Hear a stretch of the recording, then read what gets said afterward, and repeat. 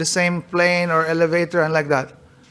But really, unless you have relation and you know, like their glories, then that meeting, maybe some sukriti, like this. But that's why he said darshan not by eyes, darshan by ears, like this. So on festivals like now, then we have opportunity actually to see them, to meet with them.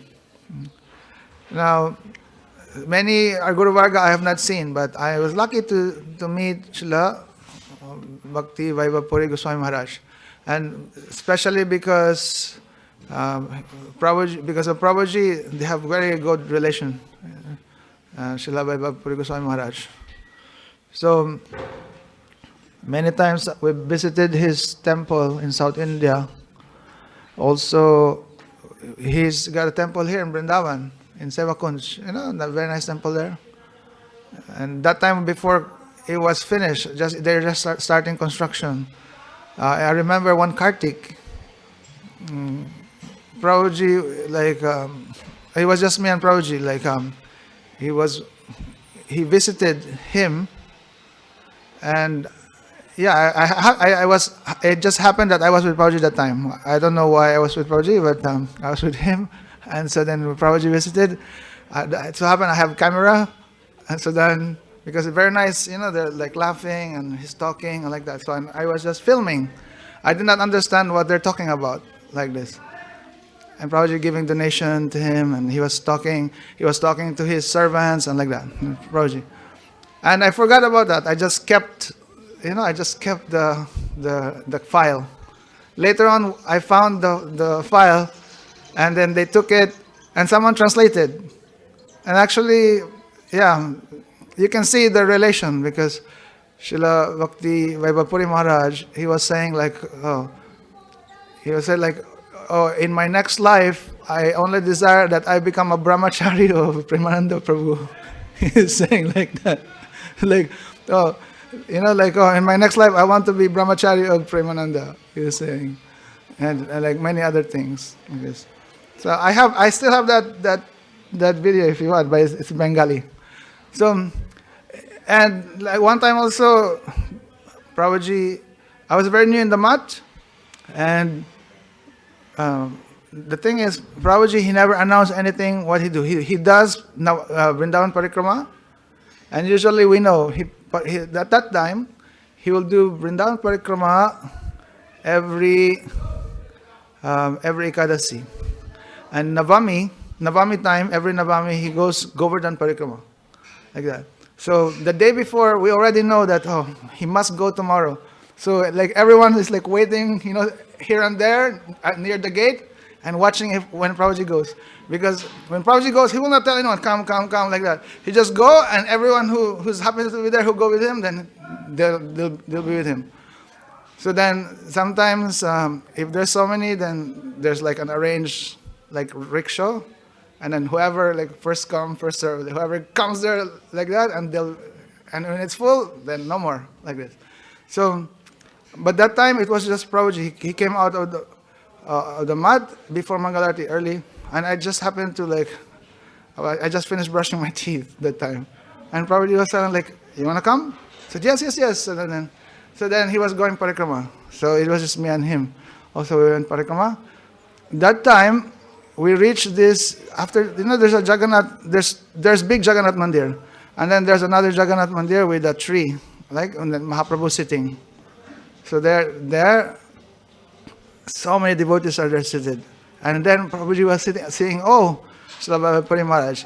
Then immediately, they're talking, they're like, and I see, very, affectionate, dealings, like that. And at that time, I'm very new. I don't know him, and so then, Prabhuji, they're talking, and after some time, Prabhuji continued his parikrama, like this. So, but then later on, when we went South India, then we had opportunity to be with him. So Prabhuji would always say that when you go to his mat, then his mat is like his heart, very big heart. And they have this thing that is like they're very liberal, giving you opportunity to serve. It's like, this is your place, do as you like, for service of Thakurji.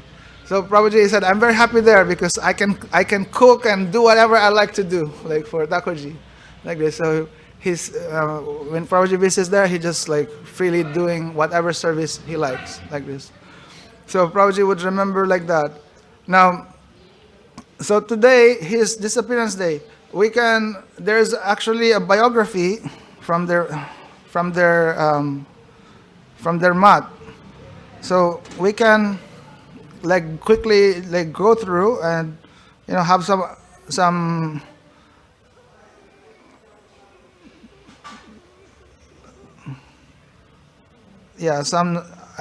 idea or some glimpse of his life. So this is a brief life history of Srimad Bhakti Vaibhav Puri Goswami Maharaj. Now this is very long, so I'm just gonna go like maybe like summarize. Okay, so here it says that he appeared on the 5th day of the waning moon. Waning is what? Is that's going away? Going away, no. Waxing is going to full moon, no? And waning is going to new moon. Huh? What? So the Panchami, the Panchami of the waning moon. So that means, and that is in the month of Magh. So the month of Magh, you understand which month is that? Yeah, like Gurudev appeared on the new moon of Magh. So, and the Purnima of Magh, that is the appearance of who? We know, Narottam Das Thakur, no? Narottam Das Thakur, Mahaprabhu took sannyas on that day also, like this. But, so, this is the 5th day of the waning moon in the month of Magh.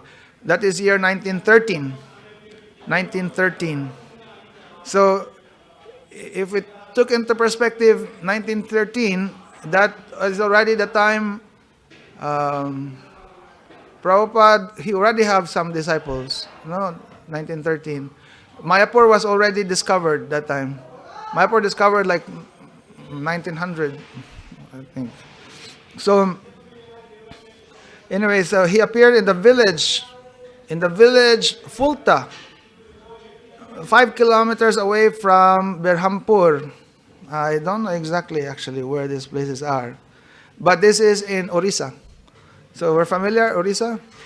That whole region where there's Jagannath Puri and others. So in Orissa state. His mother's name is Srimati Devi and his father's name is Sri Damodar. They had 4 sons, no daughter. They had 4 sons. And Srila Vaibhav Puri Maharaj, he is the 2nd son. Having no sisters. Okay, now take note. We are just mentioning this to just give some like background.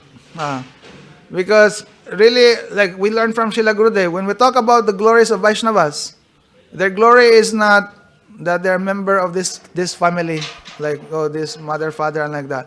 But really, their glory is that they're a member of this family of Sri Chaitanya Mahaprabhu, our Bhagavad Parampara, like this.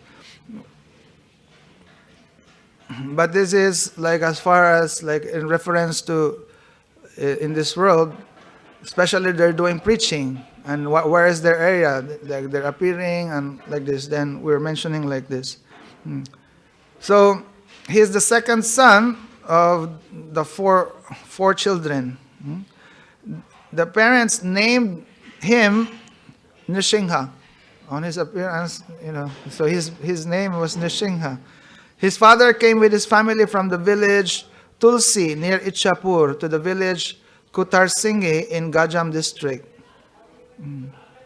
So it said that he received his primary education in that place in Kutarsingi.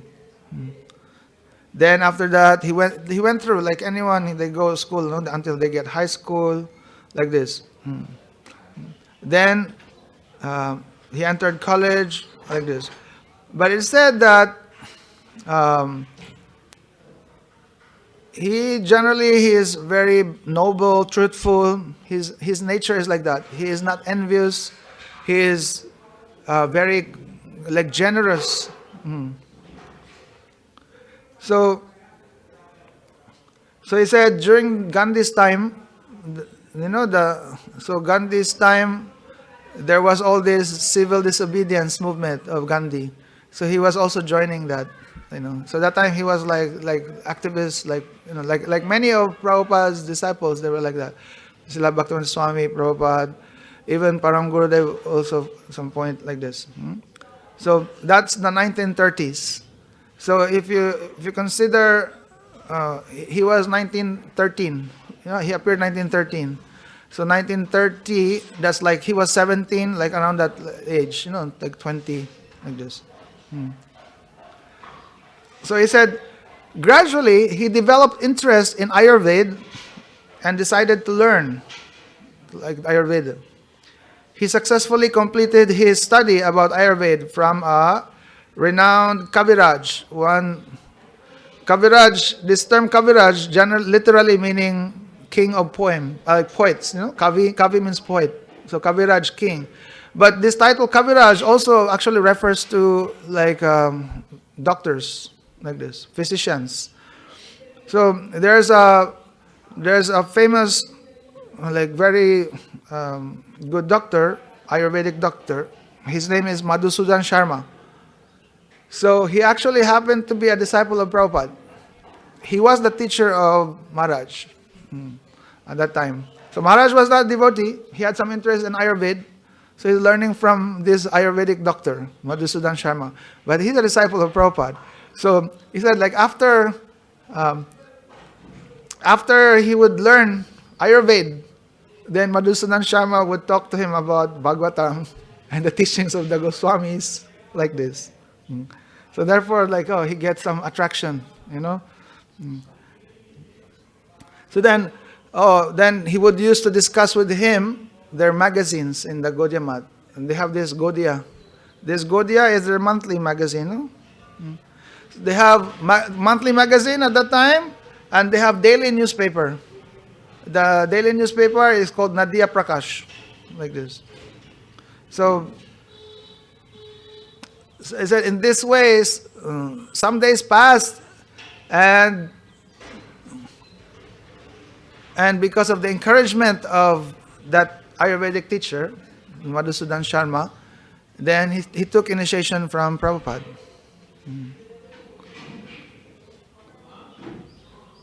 So that initiation was actually like Harinam. He took Harinam initiation from Prabhupada on 3rd August, 1936. Prabhupada, he disappeared like this, entered Samadhi, January 1st, 1937. So you can understand, he came only that time, just like only a few months before Prabhupada left, like this. So therefore, he's a disciple of Prabhupada, like Harinam disciple of Prabhupada.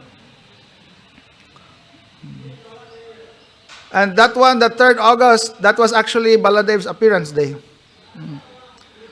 Then he said, after returning from that place, he got initiation from Prabhupada in Mayapur. Then he returned from Mayapur back to his place, and he opened his own Ayurvedic hospital, Maharaj. And he said after earning a good experience in the line of Ayurvedic treatment, he came to be known as Nrsimha Kaviraj. So, he got all this experience. He had his own hospital. It's not like really big hospital, but it's some Ayurvedic treatment place.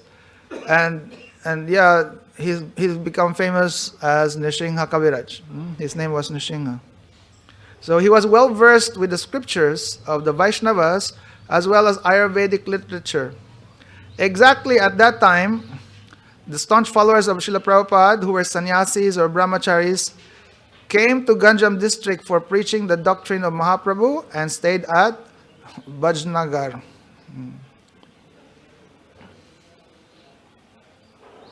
The disciples of Srila Prabhupada advised Srila Maharaj to live with them in a mat. Seeing his wonderful zeal in preaching the Lord's doctrine and his self-interest in reading scriptures. Okay, so it was this time, not very long from the time Prabhupada disappeared. Okay, he opened his hospital and he became famous, like a Kaviraj, a doctor. Then some Gaudiya Math devotees, sannyasis, like preachers and brahmacharis, they went preaching and they actually noticed like, oh, he's not just doctor, but he very good. He has a very good grasp of the philosophy, and he can be good preacher. They're encouraging him. Why not just stay with us, in the mat, like this? Then after some days, they receive a telegram. He actually received a telegram from his Ayurvedic teacher, who is also now his godbrother, Madhusudan Prabhu, and tell that Prabhupada now like entered Samadhi. So Srila Maharaj attended with Sripad Madhusudan Sharma in that Samadhi ceremony, and then he said, he practiced his doctorship and left his house for Mayapur on the 25th June 1937. So after Prabhupada's disappearance, just a few months after, the Prabhupada disappeared January. So that by June, he left everything and he stayed in Mayapur. Then he said he received Diksha from Srila Ananta Vasudev, Vidyabhushan. So we know at the time of Prabhupada's disappearance, then Ananta Vasudev, he was like honored by everybody. Like, he's very, everyone honored him to, like even the time Param Gurudev, actually almost everybody, they actually wanted him to become the next Acharya after Prabhupada, like this. But he was brahmachari. So he got Diksha from Ananta Vasudev, like this. Of course, we know that later on, there was all this problem. Ananta Vasudev also started teaching things that, and up to the point of telling that Prabhupada, like, all you who took Diksha from Prabhupada, this is not bona fide, even like that, becoming offensive. And especially to the point that arranging also to get imprisoned even Param Gurudev and others. So there was this whole problem. So later Maharaj also left Ananta Vasudev. Like that. But anyway, these are all like the like painful experience in the Gaudiya Math that time, like this. So he's saying, then he said, one day Maharaj met with Srila Bhakti Rup Vilas Maharaj at the Srivas corridor at Mayapur. There in Srivas Angan, he met with Bhakti Rup Vilas Maharaj. He finished his study in Sanskrit up to Bhagavad Acharya while staying at Mayapur. I don't know what level is this, but they have all their, in study of Sanskrit, they have all these different like levels. So he said Bhakti Rup Vilas requested Puri Maharaj to stay with him in his ashram. Puri Maharaj used to write articles for the monthly magazine, the Gaudiya, staying there. So it was at that time he was staying with Bhakti Rup Vilas Maharaj, and he would be one contributor to this Gaudiya magazine. And he's saying that he has his high standard articles. Seeing his high standard articles, Srila Bhakti Rup Vilas Maharaj asked Puri Maharaj to write, and stay with him. But it said another envious person became furious at this. In the year 1937, Lord Krishna provided a munificent opportunity to Puri Maharaj by sending him to Sri Rai Ramananda Gaudiya Math. Where is this? That is in Kobur. That is that place. That's why the name is Rai Ramananda Gaudiya Math, because that is the same place of the Rai Ramananda Sambad, like Mahaprabhu meeting with Rai Ramananda.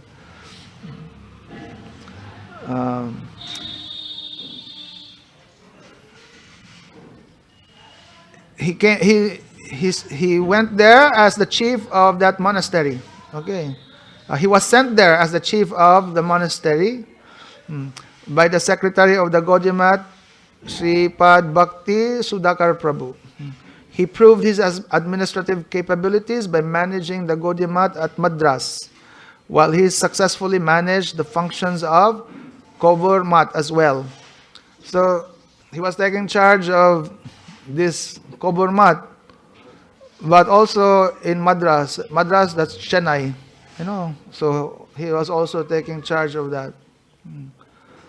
So during those days, he was affectionately addressed as Nrsimhananda Prabhu. So that was his name before as Brahmachari. He was, because before in his Purva Ashram, his name was already Nrsimha. So he was addressed as Nrsimhananda Prabhu by one and all. He used to go for alms to nearby villages. This is a regular activity of brahmacharis. They go bhiksha. So he used to keep and maintain all the accounts of the math, always. As alms, he was getting rice, dal, and sugar candy for the deities. Srila Maharaj has great reverence for Srila Rai Ramananda. So when we talk about Srila Maharaj, we're talking about Srila Bhabapuri Maharaj. He has so much honor for Rai Ramananda. So he reconstructed the temple, corridor of the temple, and constructed a house for sadhus and a big hall for taking prasad, apart from collecting money for the cooking utensils by his personal attempt. Okay, so he was doing all this bhiksha, and he was raising funds, so then they can have a place for sadhu to stay and also distribute prasadam. So that includes, because now they're going to distribute prasad, that includes buying more utensils also. After finishing all these constructions, he invited all the Gaudiya sannyasis and brahmacharis for the installation ceremony. All the invitees participated enthusiastically in the ceremony and involved themselves in the 7 days like congregational religious meetings, which was a grand success. Okay, so in that math, when they were installing the deities, they had a festival, not just one day. It was like 1 week festival of kirtan and all this like harikatha, prasadam distribution. So he invited all the Gaudiyas, sannyasis and brahmacharis. Even though everyone is praising Srila Maharaj, Maharaj is double cautious to see that, knowingly or unknowingly, no Vaishnav aparad is committed at any level. At the end of the ceremony, Srila Maharaj pleased all the sadhus, sannyasis and brahmacharis by paying due respects to all of them, and saw that they are honored with new clothes and others apart from money and articles enabling them to serve the Lord better. We see this. This is not something new to us. Like when we have guests and we just don't feed them, we give gifts like that. So then he said, while doing all these works as Lord's dedicated worker, he remained peaceful and simple, thinking about the like Mahaprabhu's verse, Trinadapi Sunicina. So he said it was in 1942 that in order to instill discipline among the inhabitants of the Math and to fix responsibility and caution in rendering the devotional service to the Lord, Puri Maharaj left for Mayapur, making them to take charge of the Math. So sometimes it happens like that, like when there are some problems and you make them like learn, like lesson. Sometimes like when we see this, Vaishnavas, they would leave. And then in this way, then you take responsibility. Because if Vaishnavas are there, everyone just like relax, like someone is taking charge and like that. Like, let's say if Prabhuji is here, he's cooking every day, and like, everything we're taking for granted like that. When Prabhuji go, then like, oh, who's gonna do this like that. And so it happened in his mat. He said he need to instill some discipline to some devotees there. And so he left. And then they became careful. They become responsible like this. So he went to Mayapur. So before he reached Mayapur, he went to Kharagpur and then proceeded to Midnapur. At that time, the installation ceremony of the ashram was going on at Midnapur. So this is one place, Midnapur, one place in Bengal. This is, I think, this is part of the 24 Parganas.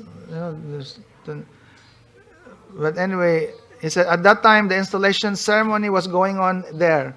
A great many sadhus like Srila Keshav Goswami Maharaj and Srila Sridhar Goswami Maharaj. Both. That's Param Gurudev and Srila Sridhar Maharaj. So he said they have come to that place. Maharaj gave him all sorts of assistance for this ceremony. So they were there. They were installing also the deities in that place. So on account of Maharaj's extraordinary qualities, several sannyasi devotees of Srila Prabhupada wanted to give Maharaj sannyas. But Maharaj wanted to remain impartial towards them and to keep good companionship with all of them. He invited the grace of the Lord to rescue him at this delicate juncture. Even though he used to give assistance according to his capacity to all, he had great love for Srila Sridhar Maharaj, and so he used to help him in all kinds of devotional services. Srila Sridhar Maharaj had no servitors with him. Therefore, Srila Maharaj brought his followers to engage them for the Lord's service. As per the request of Srila Sridhar Maharaj, he remained with him in his ashram with Sripad Ananda Lilamai Prabhu. Ananda Lilamai Prabhu used to cook there for the Lord, and Srila Maharaj used to worship the Lord. 10 full-time devotees gathered there at the encouragement of Srila Maharaj. It was the month of Vaishak. Srila Maharaj arranged to read Bhagavat at Nadanghat in the house of landlord Sripad Pandu Singh. He gave his discourses on Bhagavat for 1 month, and the people of that place were very much pleased. So the next year, he was engaged in reading Bhagavat for 7 days. After the discourses, kirtan was performed. So here he's just speaking about what happened. He left that place in Kabul, but then later on he met Srila Sridhar Maharaj, Srila Param Gurudev, and especially he was always like he honored so much Srila Sridhar Maharaj. So even his own he has some servants also, he's encouraging them to serve Srila Sridhar Maharaj. So as per the request of Srila Maharaj, they stayed in his ashram. So and there he said he was giving Bhagavatam classes, one time for 1 month and another time, and in the next year 7 days.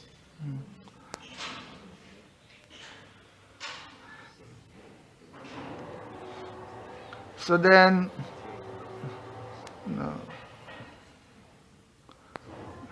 then in 1942 to 1948, Maharaj stayed at Mayapur.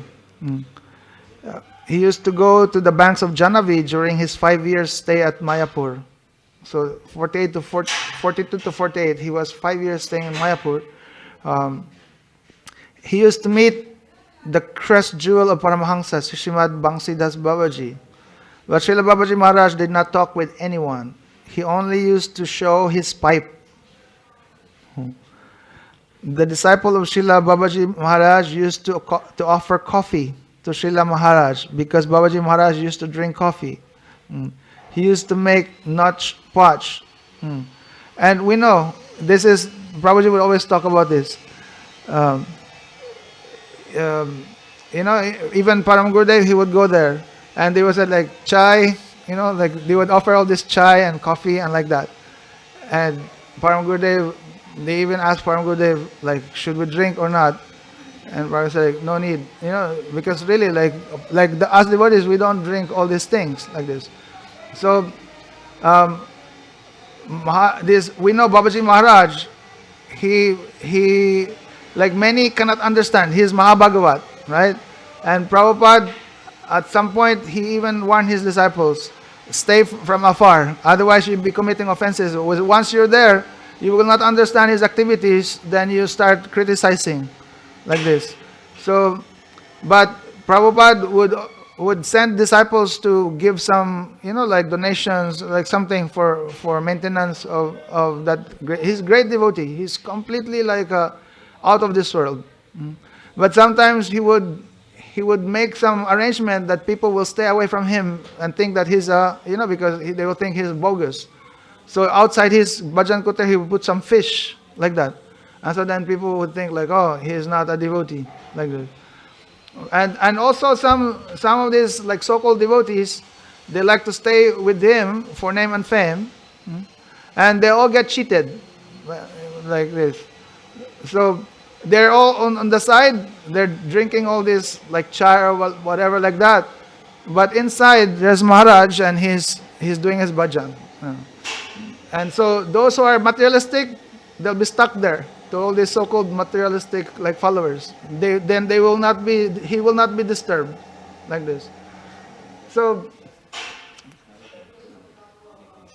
saying here, sometimes they said Srila Babaji Maharaj was a Mahabhagavat. He had this parental love for Gaur-Nitai. His main peculiarity was that he remained always in trance position. He insistently used to talk with his worshipping deities. Sometimes he laughed by playing jokes with his deities. Sometimes he cried. At other times he cried bitterly, calling, "O Hari, who is affectionate for his devotees. O life of my soul, Hari. O Gopal, O son of Nanda," like this. And devotees who see like that, they're very lucky. When they see the devotees experiencing all these bhavs, separation, then they're very lucky. But those who don't see, and they only see like the other, like what we discussed before, vidvat pratiti and avidvat, like this, then they will not understand. So a great deal of people visited him on the banks of the Ganga, but he did not talk with anyone, and used to talk only with his deities. Though he was very old, he cooked himself for the deities. Sometimes he was under such a trance that he forget for the service of the deities, and even to eat for himself for days together. That was his speciality. Yeah, Maharaj is, Bhaktivedanta Maharaj, he is like that. Sometimes he would do something for a very long time, because he's just absorbed in, and already how many days have passed, like this. And, sometimes because he doesn't care about anything, sometimes it has to happen even that someone stole his cooking pots, like this. And so then there's nothing for him to cook.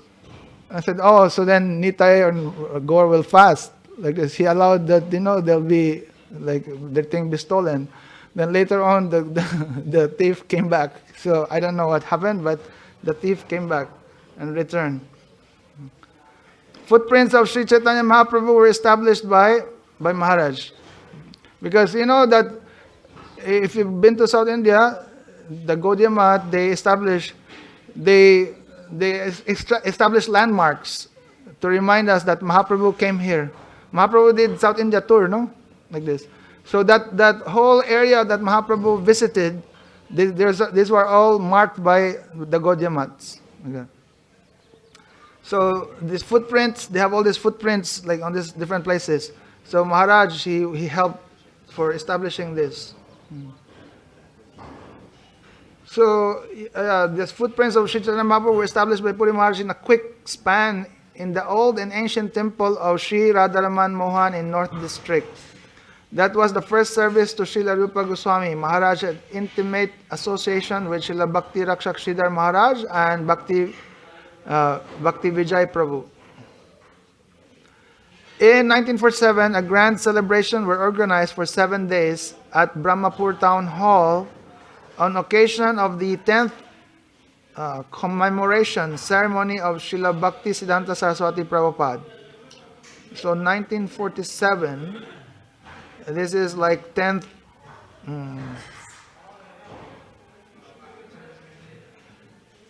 1937, 1947. So 37, Prabhupada disappeared. No. So 1947, that's 10 years. 10 years of disappearance. So they had this celebration.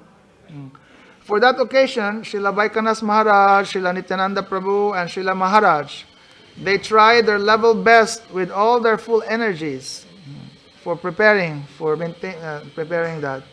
And so they were said on every evening, Srila Maharaj with more than 300 devotees, they would go on a procession, doing Sankirtan with banners and flags. Okay, so that was like a 1-week festival and very successful. When Maharaj used to stay at Mayapur, he attended the classes on Bhagavat of Srila Bhakti Pradip Tirtha Maharaj. Srila Tirtha Maharaj loved him very much. We know Bhakti Pradip Tirtha Maharaj, he's actually a disciple of Bhaktivinoda Thakur. And he's like a very senior disciple of Prabhupada. But he actually got Diksha from Bhaktivinoda Thakur. So he was the one teaching like Bhagavat. So he learned, Maharaj, he learned from him. It says here. He became the monitor of that Bhagavat class. He could give correct answers of all sorts of questions on Bhagavat.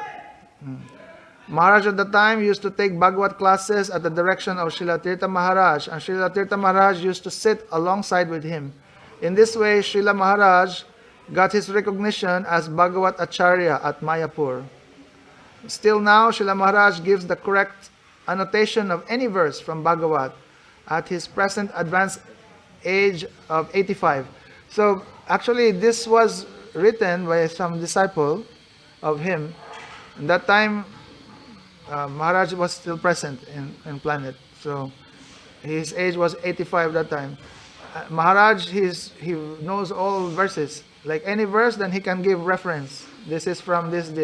Like that. I remember when we visited him in this place in South India, in Kobur, because they have their mat there. We actually visited them there twice with Prabhuji. And yeah, like we went to his room and he was just absorbed reading. But that time he was reading Chaitanya Bhagavat. He was reading Chaitanya Bhagavat. And we're all around, surrounded, we surrounded him. And there's so many of us. But like he was just absorbed. He not see like anyone. He just like reading like that. And after some time he noticed like, oh, we're all there like this. And asking questions to him. Then like their acharya of one of the like very senior disciples, like very kindly, like himself is cooking for all the devotees. Like here, Prabhuji cooking for everyone like this.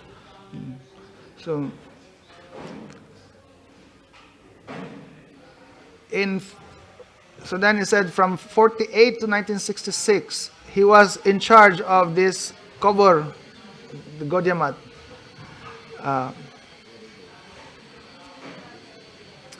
At that time, the things were settled between the Gaudiya Mats and Kunjada received some mats. After the Maharaj again became the chief of the previous two mats situated at Kovur and Madras. So it was, this time it was already settled. There was all this fighting in the Gaudiya Mat. So that time already it was settled. So at that time he was in charge of Gaudiya Mat there.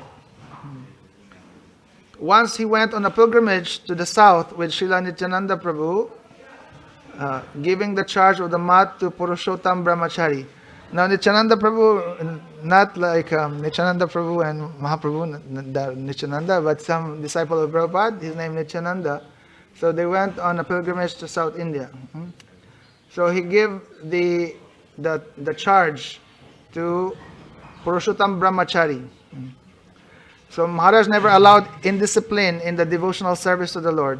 One sannyasi took charge of the mat from Sripad Purushottam Prabhu. Srila Maharaj saw this incident to his utter displeasure after returning from his pilgrimage and mentally decided to leave the mat. So he said, he gave the charge to this one brahmachari. But then he said one sannyasi, he took that responsibility, kicked out that brahmachari. Maharaj became upset when he found out, when he returned. So he said he decided to leave the mat, but mentally. Srila Ananda Prabhu, he left the mat with Srila Janardhan Maharaj, Srila Nityananda Prabhu, Srila Ananda Prabhu, and Ram Mohan Prabhu. At that time, the followers of the mat who were renunciates or householders requested him, "This is your place, you stay here." Though they requested Srila Maharaj to stay there, he did not stay with them and told, "I have not come to establish any mat. If Sriman Mahaprabhu wants that I should preach his doctrine, then I can establish 10 to 15 mats. Why should I stay here?" Leaving that place, he took shelter in the house of a fortunate devotee named Garpati Subama at her humble request. He used to go for alms and remain in her house. He cooked himself the alms and offered to the Lord. He alone continued his preaching activity and achieved the task. So, take note, he was not sannyasi even at the time. This one, he was just in charge. He's like brahmachari. He was not sannyasi, like this. And Maharaj, he has this thing that I don't depend on like temples. Like anything that is like, he finds that is not like favorable for whatever reason. It's like, I will not stay like this. And like, wherever I go, I can preach like this. Like and that goes with any followers, like any devotees. Usually there's all this fighting over properties, and I always mention this, like us, we should see first what is the real property of our Guru Varga, and the thing is, we are concerned that our treasure has to be protected, the property of our Guru Varga has to be protected. Okay, so then there's this material property, temples, like all this wealth or whatever.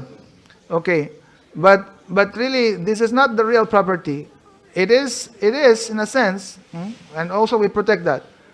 But the real property are the real followers, because what is the purpose of all buildings and like that if they're not following the teachings? So some may be fighting over properties, but we should be protecting the real followers. The real followers. And that we should be protecting like this. So we have to look who's the real follower of Gurudev, who's the real follower of Prabhupada. And always like in that mood, like I will give my life for the protection of this, of that property. So while others are fighting over property, those who are real followers, they consider it like this is not, whether it's there or not, it will not stop me from being the servant of my Gurudev. And so then they will just go and establish another one like this. And we see that with Prabhuji, like he even leaving Mathura. And now he just like wherever he goes. Actually, he established like many of the temples, Rup Sanatan, even our Navadvip temple, this Puri temple, and here Keshavji, and you can see like even in those places where he established, he would be like some people like becoming unfavorable and directly even telling him go away like that, and he doesn't care. He can go also like this. And now they can even destroy these temples like that. But for the real devotee, like they're just concerned. Okay, I will be true to like like what mood and what teachings of our Guru Varga of Gurudev, they will give that like this. So like us, then we should be like always considering these things. So it said Maharaj, he took sannyas in 1966 from Srila Giri Maharaj. The aged sannyasis, the elder sannyasis who were loving him, wanted to make him their sannyasi disciple. Seeing Maharaj's great devotion, service to Vaishnavas, and his thoroughness in scriptures. So we know Maharaj is very qualified. Not only he knows scriptures, but really he has this great service mood for the many devotees. So many like elders, sannyasis, they want like to give him sannyas. He consulted with Srila Vaikanas Maharaj about taking sannyas, and at last, on the 7th February 1966, he took sannyas in Mayapur at Sriman Mahaprabhu's birthplace. So, he took sannyas from Srila Bhakti Swarup Giri Maharaj.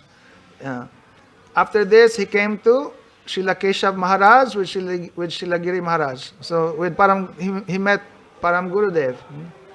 He said, then Param Gurudev, he became angry. He said, why did you give him sannyas? He is ours. Like this. They have this, mamata. But Srila Giri Maharaj, in order to avoid, they told, I am your servant. Like, I am also yours. Giri Maharaj is telling. So,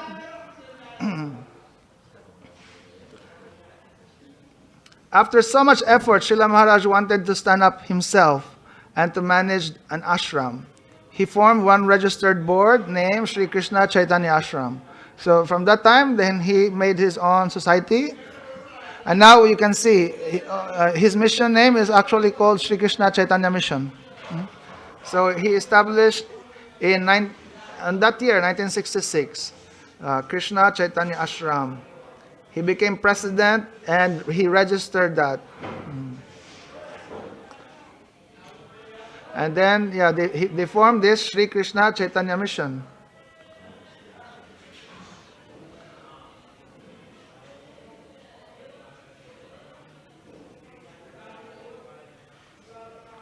That was the ashram. He made Sri Krishna Chaitanya Ashram. And it was registered. But it said in 1983, he formed a new registered board at Aitota in Sridham Puri, making Sri Chaitanya Chandra Ashram the center place of the mission, and Srila Purushottam Tirtha Maharaj became the secretary of that registered body.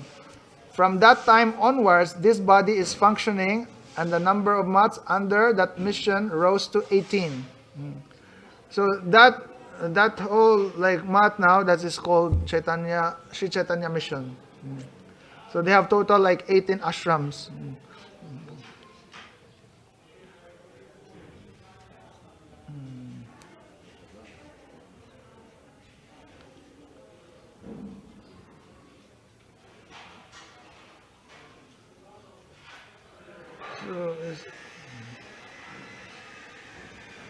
So then he said, Maharaj,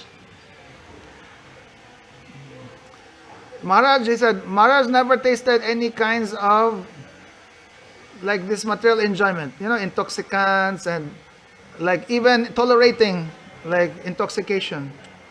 He comments against intoxicants, telling that these are the disciples of the Kali. So he said, once a Brahmin came to the ashram at Rajmundri. So that is the place in South India, no? The place right around the Sambad, their mat. He took his dinner and asked some money for taking betel. You know the betel, no? This pan. Like many here in India, they like to take pan. So he said one Brahmin came into their mat. And after taking their prasadam, he asking for pan from the devotees there. So he said, Maharaj became furious and chastised him. See, that Brahmin also became furious and cursed him. See, he cursed Maharaj and saying, you cut the root after allowing one to climb a tree. What is that? What does that mean? Because, they're feeding him. But then, like, they're not giving him, like, afterwards, like, what he needed. So you cut the root after allowing one to climb a tree. So like, you let him climb the tree, then after you cut the root. So now he's like, he's falling like this. So then he said, Maharaj gave a scriptural evidence in support of his comment. After that, the Brahmin understood his fault and left the place. So Maharaj tells during his discourses, every human being should try to rectify his personal fault. But one thing Maharaj cannot tolerate, denouncing Guru Vaishnavas or doing anything against scriptural injunctions. He cannot tolerate like anyone committing Vaishnava aparad. Even in the meeting, if one tells something sounding like that, like critical, then immediately he would stop. He would stop, like someone talking, and he sees that this person is about to criticize or like that. Immediately he will stop him. So Maharaj is like that. And the way he stops them, he would quote verses from scripture, like this. He would not just like, hey, stop like that. He would quote verses to make him stop. So he said, once a conference of sadhus were organized at Bhaktivinoda Ashram in Brahmapur. One scholar described that a farmer's utterance of the name of Hari only once before going to bed is greater than the incessant chanting of Narad. That's offensive. He said one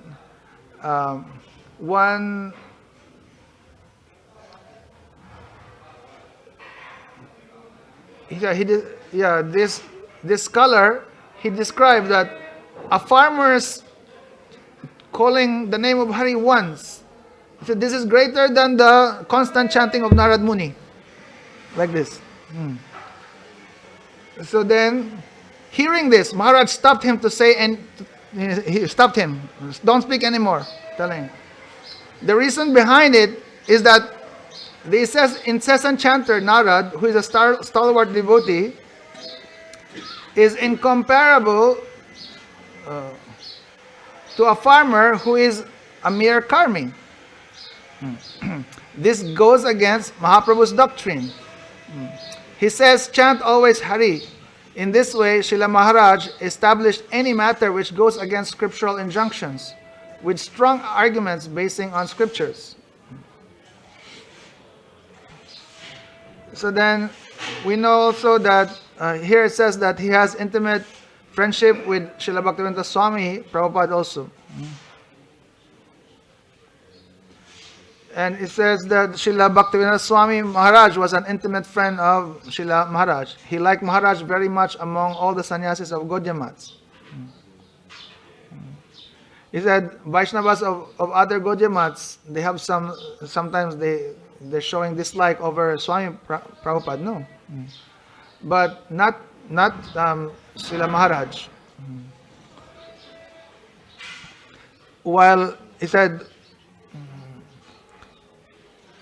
when Srila Maharaj, no, when Srila Bhaktivedanta Swami Prabhupada, he would install temples or any like gatherings in ISKCON, he said he would invite Srila Bhaktivedanta Puri Maharaj. And yeah, then he would accept this invitation and he would attend.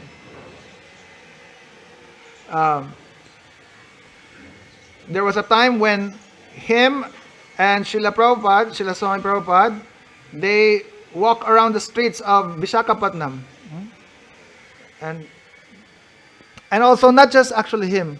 Srila Bhaktivedanta Maharaj, he would always say that he will never forget Srila Bhakti Vaibhav Maharaj, because especially how affectionate he is. Any Gaudiamats that would come to their area, even passing by, just their train is passing by, when they know, they would always like send prasad like this. So they would know their train would come. So then, yeah, already like their devotees would be waiting in the train station, and where their train passed, then they would give them prasadam like that. And how much more if they stay in that place, then they're very much welcome. So we ourselves, like with Prabhuji, we witnessed this. They're very like hospitable, and Prabhuji himself is saying like, oh, they would give the whole kitchen to you, and that's why Prabhuji said, when I'm there, I'm very happy. It's like it's my whole kitchen, and I can do whatever service I like this.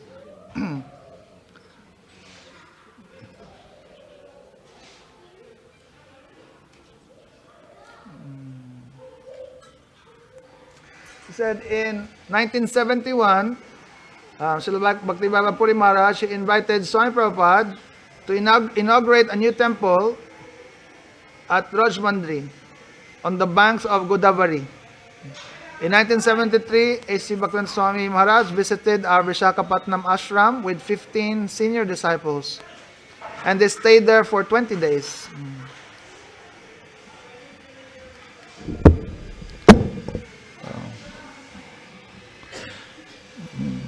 Srila Bhaktivedanta Puri Maharaj, they went to Mayapur to lay foundation to the ISKCON Mayapur. Thus a thick friendship was established between them. So that means when in 1971, when Maharaj he built this temple, this is actually the Rai Ramananda temple, Prabhupada came there, he invited, and they even stayed there for 20 days. And he says also that when Prabhupada established ISKCON Mayapur, then he was there also invited by Prabhupada to be one of those devotees to lay the foundation. Yes. The aged and most experienced sannyasis and brahmacharis of other Gaudiya Mats were also attending with Srila Maharaj while installing new temples or constructing buildings for sadhus. They also were making success to the religious meetings, following the words of their spiritual master. So, this is very long, but in essence, and we have seen this, here it says, Maharaj used to say at the Universal Conference of Sadhus, should Vaishnavas go ahead of a procession with loud chanting? The aim of such advice was to attract persons to the procession and to make them realize the effect of kirtan, so that people of that place would come to the meeting place for hearing the discourses delivered for pure devotees and benefit themselves. He always wants to fulfill the desires of Guru and Gauranga. In a way, he's telling, he would always encourage, when you have any festival, always have like a kirtan procession, lead, you should lead and attract people, come, like this. So we know Maharaj himself, he likes so much kirtan. I've seen many times, like he would chant, and he would chant Shri Krishna Chaitanya, and he would so loudly, like chanting, like a baby, like Shri Krishna Chaitanya Prabhu Nityananda. And I think you've seen this one time. We visited also, he did that when we were there in South India. And we visited one time in Jagannath Puri, our parikrama party there. I think Purushottam. And we had darshan of Maharaj. And then at the end, again, he's like, okay, like he's leading everyone to chant. And really in that mood that when you chant, really, you call. And it actually reminds me in Manashiksha. Jai Shri Radha Vinod Bihari Ju Ki Jai. Lalita Vishaka Devi Ki Jai. You know, in Manashiksha, what verse is that one? This asachreshta kashta pradavikata pasali viriha prakamam kamadi prakatapatipati vatikarai. Gale bandwahani hamiti bakavid vatmapagare. He said, oh, this lust, greed, and others,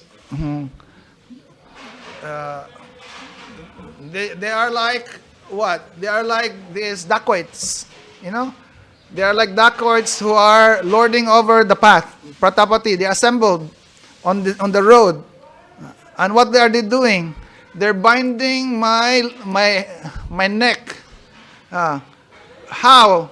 And torturing me. And actually, it says, Hanya Ham, you know, like they're like killing me. They're binding my neck with the ropes of this torturous, like asachreshta, all these material activities like this. And so it's like, this is our condition. Like on this path of life, we are like ambushed by all this like bad, like all these anarthas, you know, and they're forcing us to do very bad activities. And so wicked deeds like this. And so then what to do? And then he said, what did he say? Kuru tuam futkaran. Futkaran, you should scream and call loudly. Who? They said, Bakabid, the killer of Bakasur, meaning of Krishna. And who else? He said that? Bakabid, Vart Mapagane. And all the protectors of the path. Meaning like the devotees. Like this. So actually, like, yeah, when you hear him like chant like this, and he calls Sri Krishna Chaitanya, like, and really like on the top of his voice, it's like that, like Futkaran. You should, you know, like call very loudly, like a helpless like child, like this. And he said Maharaj, he liked the songs written by Narottam. He loved so much these songs of Narottam Das Thakur. And we know, who will not like, you know, this is like our, like all the theme songs of our, like Rupanu Guru Varga, is songs of Bhaktivinoda Thakur, and Narottam Das Thakur. So, he said, he always loved to sing songs like Gora Pahu, Nava Jaya Mainu, and Keni Nagila Maya. Okay. He says that the songs written by Lochan Das are good, but advisory. Similarly, the songs written by Bhaktivinoda Thakur are systematic, but those are only his feelings. The songs of Narottam have great impact on the neophytes. The Prem Bhakti Chandrika of Srila Narottam is the best of all his songs. He tells about the preaching in West Bengal. So, like this, like he said, when they go preach in West Bengal, then Maharaj like would be singing all these songs. He said he would remember Param Gurudev. Param Gurudev would sing. He said Srila Keshav Maharaj was doing kirtan, and he would rhythmically used to like repeat the same song.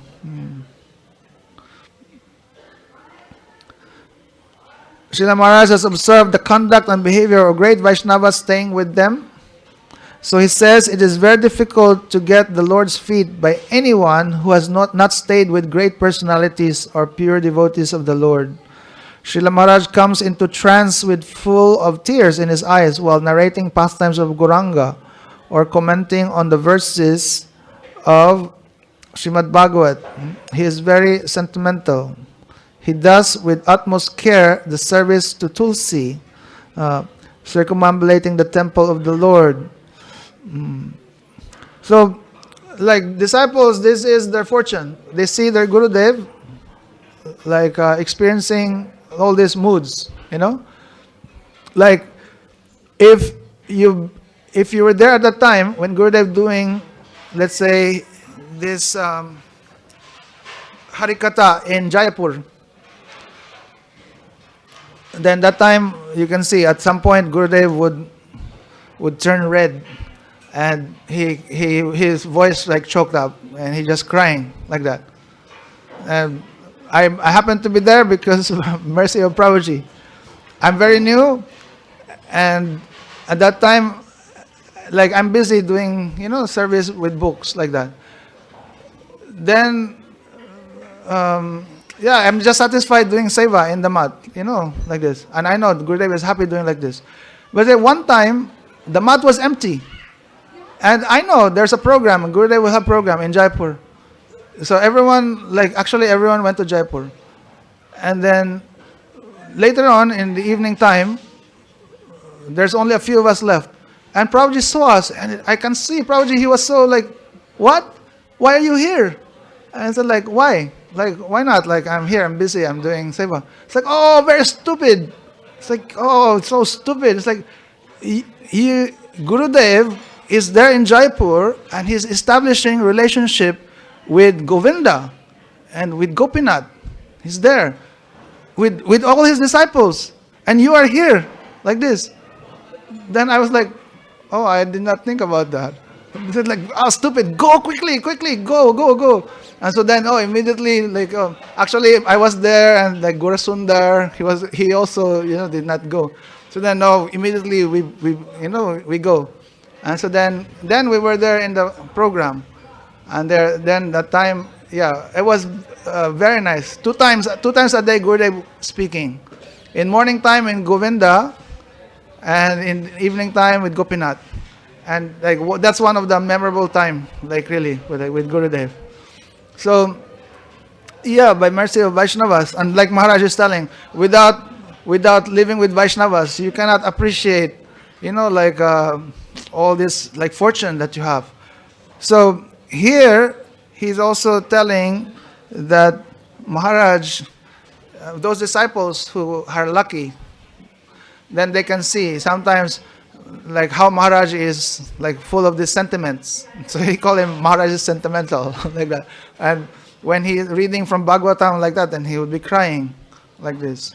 So that is fortune of the disciple. Sometimes devotees, their nature is they would hide these feelings. But like how long can they hide like this? And sometimes because they try to hide these things, and how much this body can tolerate also. So sometimes we see devotees like, they may have all this like so-called sickness, and that's actually because how much their body can tolerate. Like, they're feeling separation, they can cry like silently in the room and like this, but then body becomes like sick, like that. There's this glorification of Srila Bhaktivedanta Maharaj.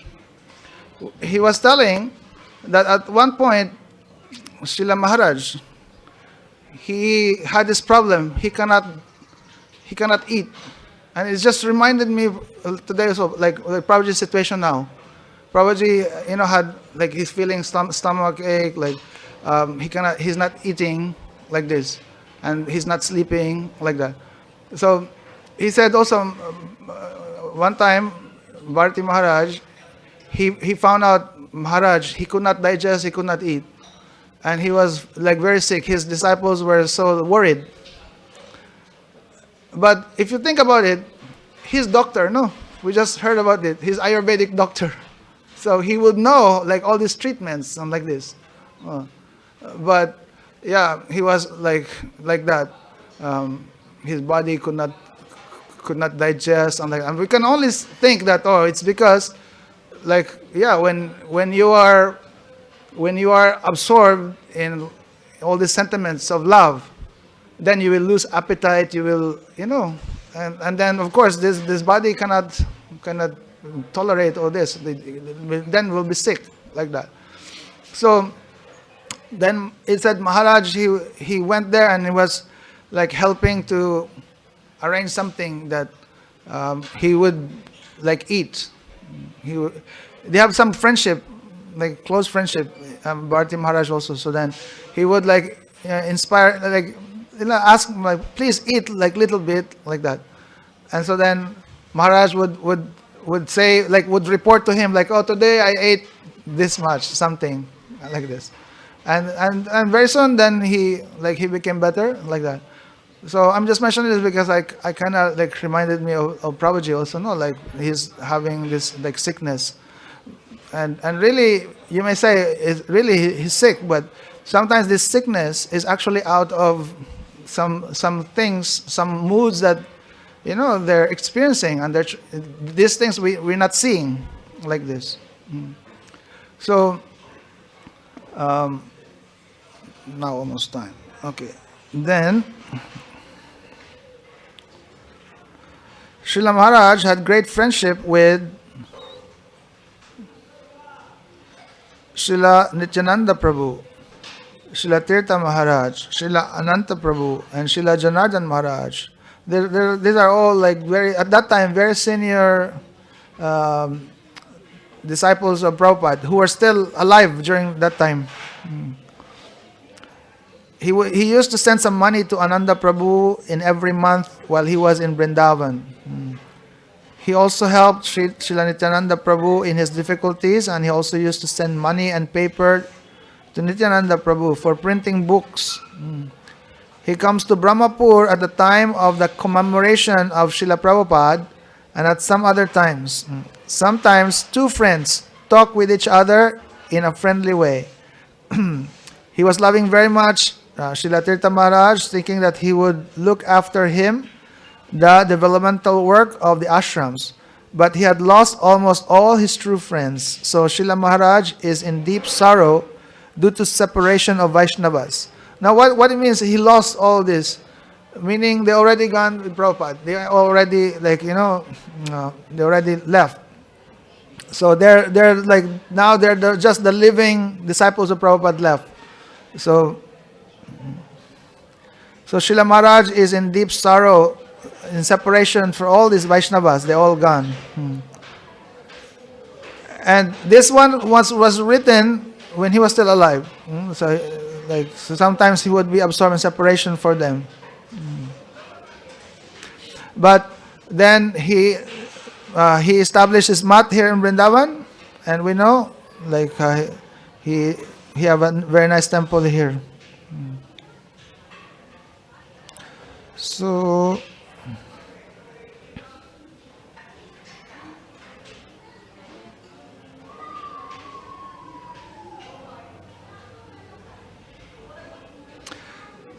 Srila Maharaj has a great power in delivering speech without a pause in Oriya, Telugu, Hindi, Bengali, and English languages.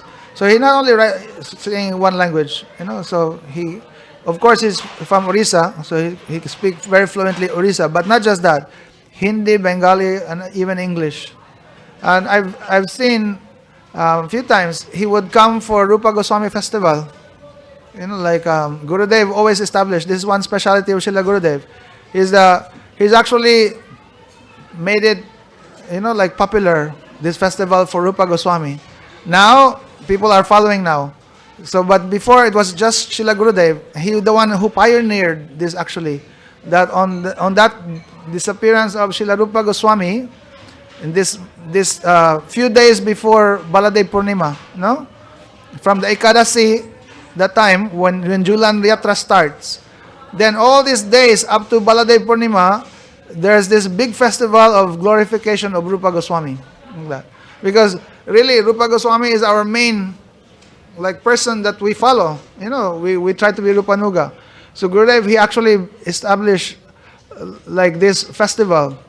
So he pioneered this, and now we see that many are following. Even the Babajis now, they're also doing, like in ISKCON now, they're doing, like many, they're doing. It's very good. But Gurudev started this, and I've seen Maharaj, he was one of the speakers, sometimes he would come. And Maharaj, he's always in this mood, like very like strong personality.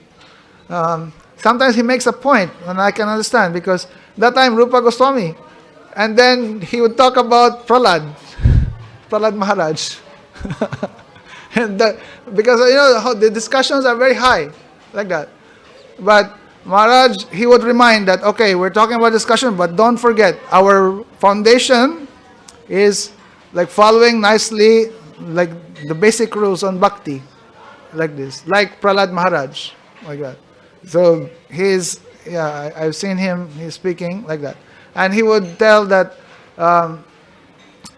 like, he doesn't like to preach in the West, but he's doing that because of service of his Guru Maharaj, but he's always asking blessing of Srila Gurudev and the Vaishnavas. So without their blessings, then I will never be strong to preach like anywhere, like that. So he said, like, I'm only doing preach by blessing of Srila Gurudev. He would always say like that. So Maharaj, we know, during his time, he has served so many Vaishnavas. And our Vaishnavas themselves have a very good relationship with him. And so today we are remembering, like, he's not someone outside our family. He's actually like very near to us. And that's why we have also his deity here, his murti here, like this. He has his disciples, like Siddhartha Prabhu, they always feel at home here, like this. He himself telling me, like, like, because of Prabhuji, then he feel like he is at home, because he knows Prabhuji is very dear to his Gurudev, like this. So Siddhartha, and then he's bringing all these devotees also from Aligarh, and like this.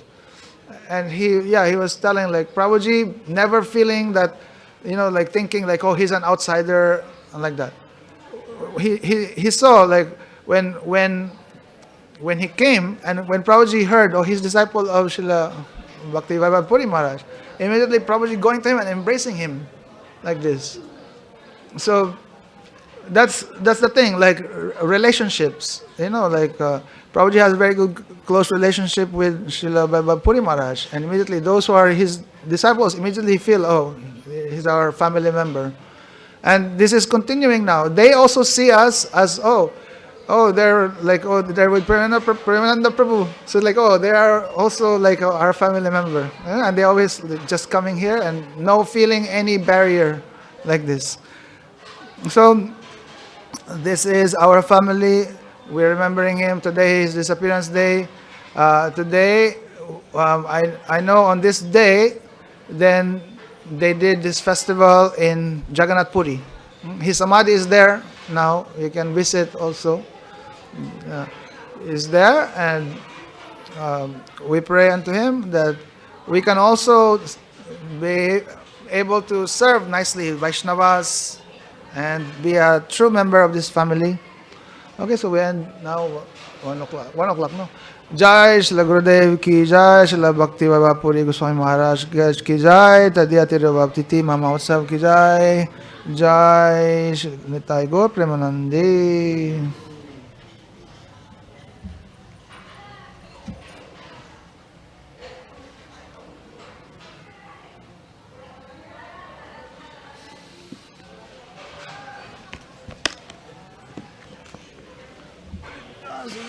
Why are you recording? Why are you recording?